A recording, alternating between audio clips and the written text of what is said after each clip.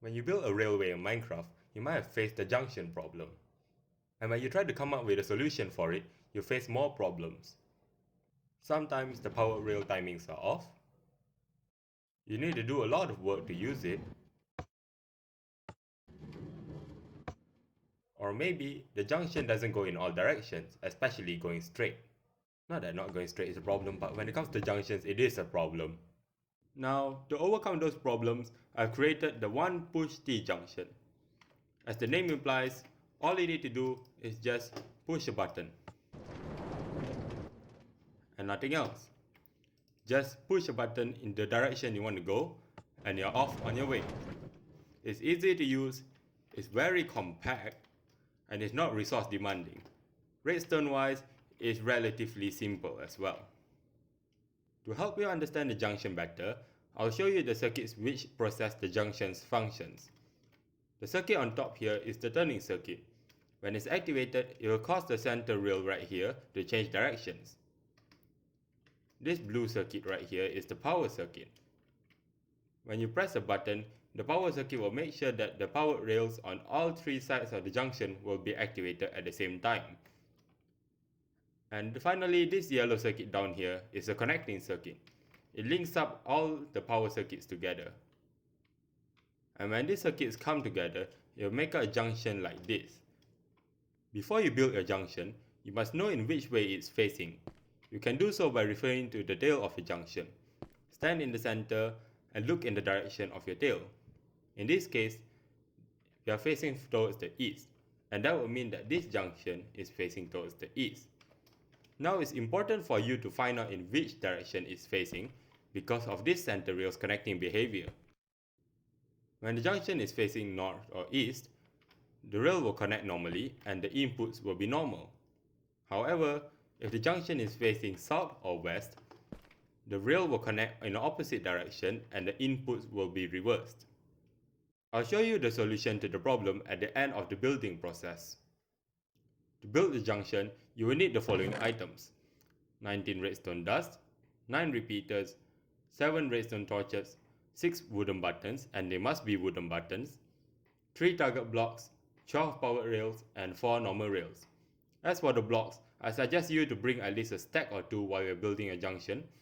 I'm putting in a disclaimer right here. For your own junction, you don't have to use the exact same blocks I'm using in this tutorial. The blocks I'm using here are just for demonstration purposes. I use these specific blocks so that it's easier for you to understand what I'm doing. Now we are going back to our item list.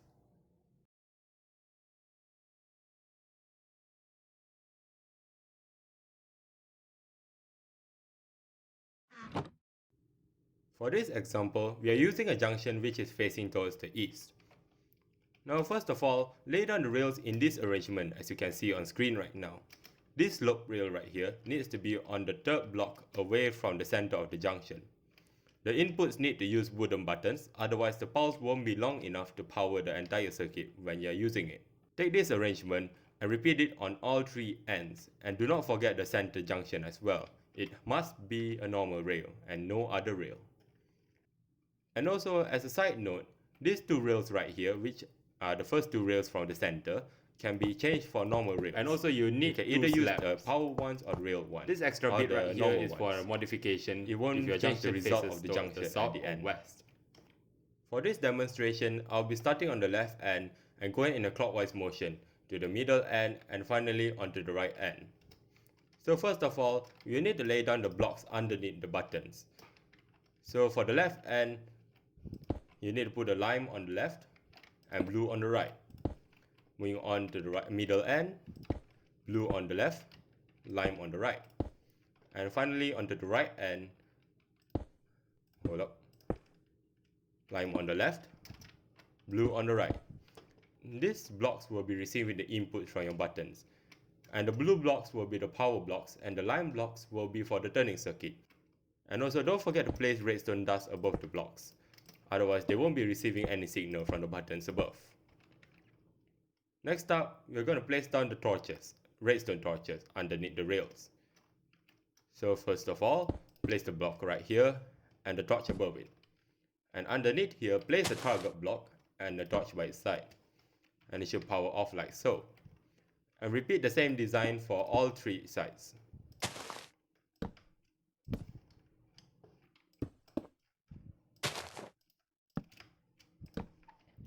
And there we go. The torches have been set in place. Next up, we'll be finishing up the power circuit. So what we'll do is start with the left side. So from here, place a slab next to the torch and a block right in front of it. And on top of the slab, place a repeater facing into this block. And underneath this input block, place another block down here and a redstone dust on top of it. And repeat this same design for the middle input. Slab on top, slab next to the torch, repeater into the block, and place another block down here along with a piece of redstone dust. Now for the other end, all you need to do is just snake the block around the target block and lay down the redstone dust. And with that, the power circuit has been completed. Next up, we'll be building the connecting circuit. So what you need to do is lay down the blocks like so. And don't forget, for this center block, it needs to be elevated by 1. And then we lay down the redstone dust and connect all of the power circuits together. This block in the middle needs to be elevated so that this redstone dust will be able to receive an input from this block, which receives it from these 2 repeaters for these 2 right here. And with that, the power circuit has been completed. Finally, we'll be building the turning circuit. So first of all, place a torch in the middle right here. This torch will be the one that powers this rail and controls where it turns. Next up, from the left end, build blocks in the staggered manner like so. Place a repeater coming out from this input and a redstone torch on the other end. Now we'll follow up with the same staggered pattern like so, and then connect up to these other 2 ends. Place a redstone repeater coming out from these inputs and another one to connect it into this block, which then powers this redstone dust. Whenever this circuit is activated, the redstone torch will turn off and it will cause the rail to turn the other way, like so. Also, don't forget to get rid of these blocks right here. These blocks are not necessary for the build, they're just there to help with building the rest of this circuit. And with that, the junction has been fully completed. To test it, all you need to do is just press the buttons and make sure that the center rail right here goes in the direction it's supposed to. So if I were to press this button right here, it should turn and allow me to go straight. And it does.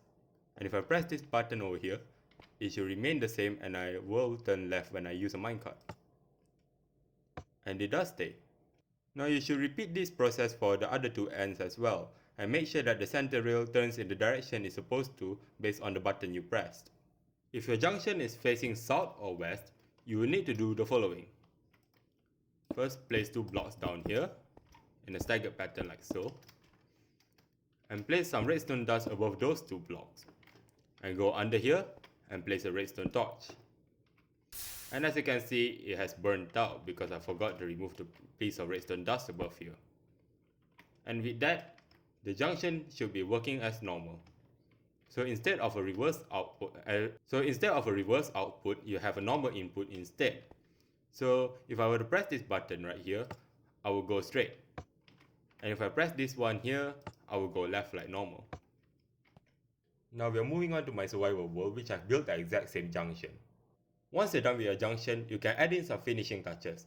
In my case, I built a box around my junction so I can hide most of its circuitry. Also, as an important note, make sure you have a lot of rail distance before you reach the junction. This is so the minecart can slow down and it won't end up on this slope. If you were to end up here, you will go backwards once you press the button. Or as an alternative, you can build a one-way brake like this. It's really helpful when you're coming down from a slope, for example. And it's really up to you whether you want to set a brake like this or you want to cover a lot of distance while slowing down your minecart before reaching the junction over there.